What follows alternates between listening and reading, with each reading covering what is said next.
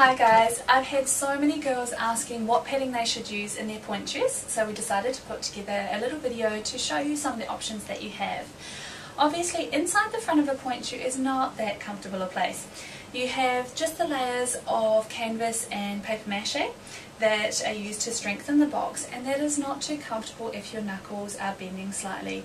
Obviously the best way for preventing blisters is to be able to keep your toes long in the shoe, but when you're dancing a lot you do tend to get a little bit of friction, so there are ways that you can prevent blisters and prevent irritation on your feet.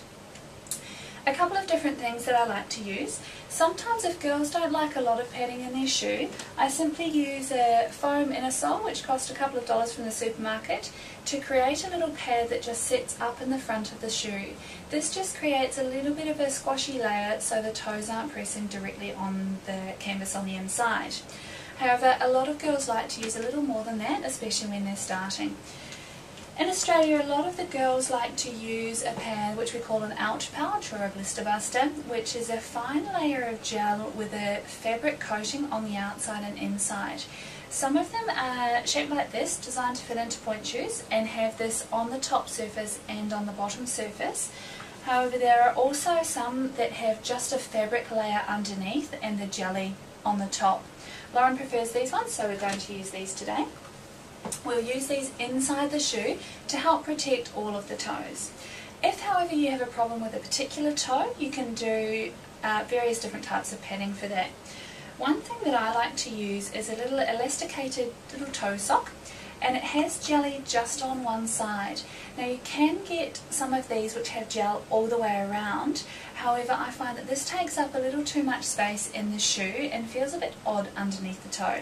So I use these ones. Today we're going to pop it on Lauren's little toe, pop that up into there, and then she can adjust the gel where she likes the pressure to sit. If the little toe is getting a little cut in by the box, that's fine. This one may be a little long, you can chop that underneath, but it also helps take up a little bit of space in the shoe there. Another thing that you can do is use various different materials and things to wrap one toe.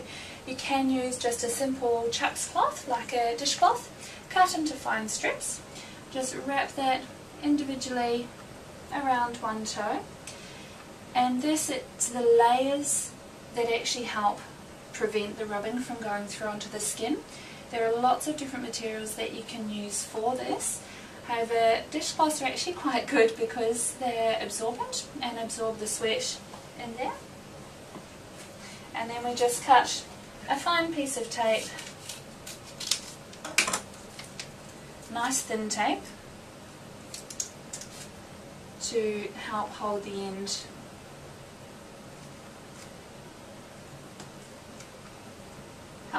down.